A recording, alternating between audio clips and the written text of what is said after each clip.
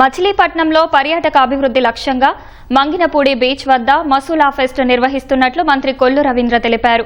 రాష్ట్రంలో తొలిసారిగా sea kayaking నిర్వహిస్తున్నామని, heli ride, paragliding, speed boat, jet ski, bungee లాంటి క్రీడలను ఏర్పాటు చేశామన్నారు.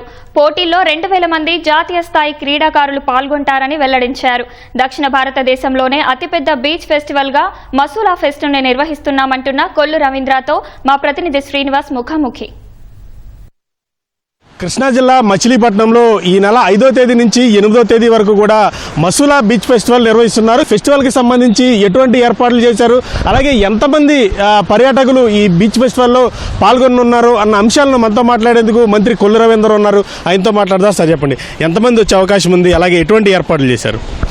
ఇది టూరిజంకి మంచి అవకాశాలు ఉన్నాయి మన సముద్ర తీర ప్రాంతంలో ఉన్నటువంటి బీచెస్లో. దానికి మచిలీపట్నం మంగినపూడి బీచ్ని వేదిక చేయాలని మరి ఆలోచన చేసి ఇవాళ మన బీచెస్ని డెవలప్ చేసుకోవచ్చు, మన టెంపుల్ టూరిజం అని డెవలప్ చేసుకోవచ్చు అన్న ఆలోచనతో దీనికి శ్రీకారం చుట్టాం. మనకి నేషనల్ ఈవెంట్ కింద బీచ్ కబడ్డీ దాదాపు 29 రాష్ట్రాల నుంచి కూడా అటు మేల్ అండ్ ఫీమేల్ స్పోర్ట్స్ వాళ్ళు వస్తూ ఉన్నారు. సీ కయాకింగ్ సంబంధించినటువంటి నేషనల్ ఈవెంట్ కూడా ఫస్ట్ టైం ఆంధ్ర రాష్ట్రంలో వేదిక కాబోతా ఉంది. అలాగే అడ్వెంచర్ స్పోర్ట్స్ కూడా హెలి రైడ్స్ కానీ, పారాగ్లైడింగ్ కానీ, జీప్ గ్లైడింగ్ కానీ ఇవన్నీ కూడా ప్లాన్ చేస్తూ ఉన్నారు. అదే కాకుండా మరి మన భారతదేశంలో ఉన్నటువంటి అన్ని ఫుడ్స్ కూడా టేస్ట్లు ఇక్కడ ఏర్పాటు చేయడానికి చేస్తున్నాం. అలాగే ఒక అమరావతి సంబంధించినటువంటి అసెంబ్లీ రిప్లికేట్ కూడా 80 feet ఇక్కడ పర్మనెంట్ స్ట్రక్చర్ని ఏర్పాటు చేస్తున్నాం. ఒక 100 feet ఫ్లాగ్ కూడా ఇక్కడ పోల్ ఏర్పాటు చేసి దాని మీద ఫ్లాగ్ కూడా పర్మనెంట్గా ఉండే విధంగా లైటింగ్ అని అన్నీ కూడా ఇక్కడ ఏర్పాటు చేయడం. దీని ద్వారా భవిష్యత్తులో ఒక టూరిజం స్పాట్ కింద దీనికి ఒక ఐడెంటిటీ తీసుకొచ్చే విధంగా ఈ ఫెస్టివల్ నిర్వహించబడబోతోంది. మనందరూ కూడా ఒక కొత్త విధానం ఇప్పుడు, ఎందుకంటే చాలామంది వేరే గోవా బీచెస్ కానీ అవన్నీ కూడా ఇక్కడే చేసుకునే విధంగా మేము ప్లాన్ చేస్తాం. బీచ్ ఫెస్టివల్ అన్ని ప్లాన్ చేశారు, బాగుంది.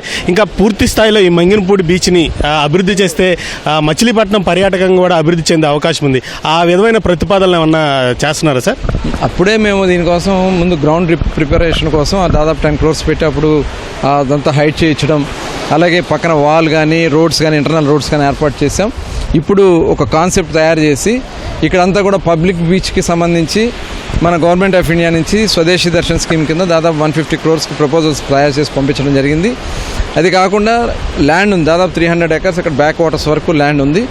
ఇదంతా కూడా రేపు రాబోయే కాలంలో రిసార్ట్స్ వాళ్ళు కానీ, హోటల్స్ వాళ్ళు కానీ ముందుకు వస్తే వాళ్ళకి అలాట్ చేసి దాని ద్వారా మనకు దాదాపు ఒక 1500 కోట్ల వరకు కూడా ఇన్వెస్ట్మెంట్స్ వచ్చేదానికి అవకాశం ఉంది. గతంలో నేను నుంచి బీచ్ ఫెస్టివల్కి సంబంధించి 10 లక్షల మంది వచ్చారని అంచనా వేస్తున్నాం. ఈ సంవత్సరం ఎంతమంది వస్తున్నారని అంచనా వేసే అవకాశం? దానికి మించి వస్తారు, 10 నుంచి 15 లక్షల వరకు రావచ్చు అనుకుంటున్నాము. బాగా అందరూ కూడా ఏంటంటే పిల్లలకు కూడా హాలిడేస్, ఇప్పుడు స్కూల్స్ తెరిచే ముందు ఒక మంచి అట్మాస్ఫియర్లో వాళ్ళు చేసుకోవాలని ఆలోచన ఉంటారు కాబట్టి డెఫినెట్గా వాళ్ళందరూ వస్తారని భావిస్తాను. మొత్తంగా ఈ మచిలీపట్నం బీచ్ ఉత్సవాలకు సంబంధించి గతంలో 2014-19 మధ్య కాలంలో టీడీపీ హయాంలో ఈ బీచ్ ఫెస్టివల్ అయితే నిర్వహించడం జరిగింది. అప్పట్లో 10 లక్షల మంది వచ్చారు.